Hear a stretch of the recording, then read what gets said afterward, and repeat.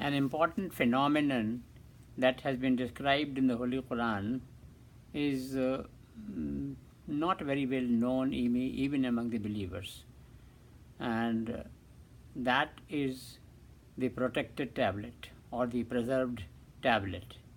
The terminology which has been used by God in the Holy Quran for this phenomenon in Arabic language in the book is Lawh Mahfuz, the protected tablet.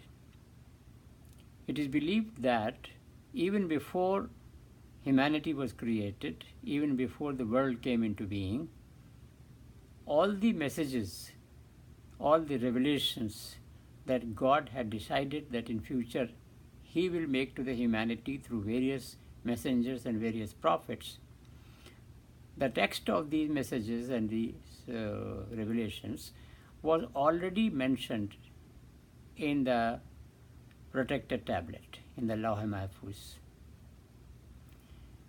As the humanity came into being and God appointed messengers, He said that He has appointed messengers in every part of the world and in every phase of human history. So as He kept on appointing messengers, anointing them, and He decided that to some of the messengers He will also give His revelation, His book. So some part from the protected tablet was taken out and was revealed. This is the grand scheme which has been reiterated by God in chapter number 2, Surah Baqarah, verse number 38 and 39. He keeps on saying there, as well as in other places in the Holy Book, that is the Holy Quran, that there have been no people to whom a messenger, a warner has not been sent. So we have to think it through properly.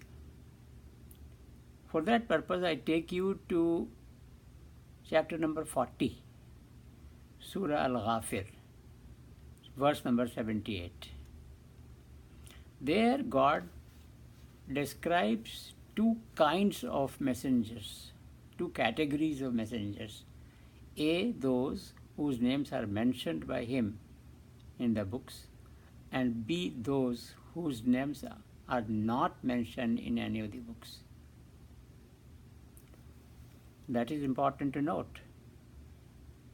But He says in 40.78 and explains it further in chapter number 4, that is Surah Nisa, Al-Nisa, verse number 163 and 164, that in both the categories of messengers, there are those to whom God has given His revelations, His books. But some of the messengers to whom books have been given, their names are not mentioned by Him. That is His decision. And some of the recipients of His message, their names have been mentioned by Him in the book. That's important to note before we proceed further. In fact, in this Surah Al-Nisa, chapter number 4, 164, He even mentions some of the messengers of God: Noah, Jesus, Moses, Abraham, Isaac, Ismail, Jacob, Jonas, Aaron, David.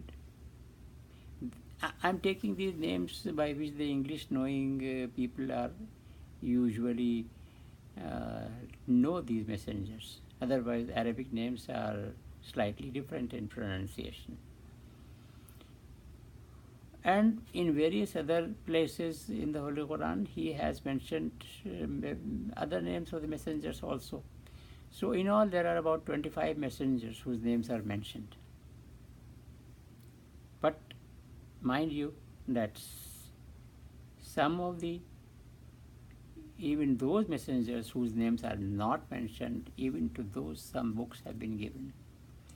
Then he says in chapter number 14, Surah Ibrahim, verse number 4, that the books which were given, the revelations which were made to the messengers in both the categories, each one of such message was revealed in the language which was known to the messenger and his people, so that they properly understand the message. Then in chapter number 2, Surah Al-Baqarah, verse number 285, he says that the true believers are those who believe in all the angels. Number one, who believe in himself, that is God. Number two, who believe in all the angels, and who believe in all the messengers and prophets. He does not say in singular terminology, he uses plural, in all the messengers and prophets. Again he says in all the books. So it's very important to realize this message of God, inherent message of God. Then he concludes in chapter number 4 once again, Surah Al-Nisa, verse number 136, that those who do not believe in all the messengers, in all the prophets, in all the books, they are not on the right path. He gives this warning. So this is very important to realize this thing and think it through. That is the reason that a person like Dr. Sir Muhammad Iqbal, who is also known as Allama Iqbal, he had very deep knowledge and understanding of the revelations of God. He has described this particular aspect in his poetry, like Gautam Buddha. He says कि कौम ने पैगाम गौतम की ज़रा परवाह न की, कदर पहचानी न अपने गौहर यकदाना की. Says that the people did not properly appreciate the worth of Gautam. He laments. Then at another place he says, फिर उठी आखिर सदा तौहीद की पंजाब से, हिंद को एक मर्द कामिल ने जगाया ख्वाब से. He's talking about Guru Nanak, the grand person of the Sikh faith. Then he says, लबरेज है शराब हकीकत से जाम हिंद, सब फ़लसफ़ी हैं ख़ित्ता मग़रिब के राम हिंद, है राम के वजूद पे हिंदुस्तान को नाज, अहले नज़र समझते हैं उसको इमाम Hind. He is talking of Lord Rama.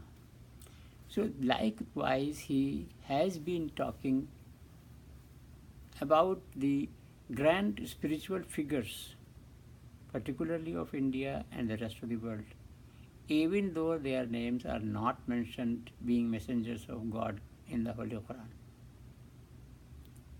But the ultimate message, the net message, the crux of the message of God is that I am giving you a message of interfaith, very strong message, positive message for maintaining interfaith love and affection among the followers of various faiths. So this is our duty as true believers, that even with this particular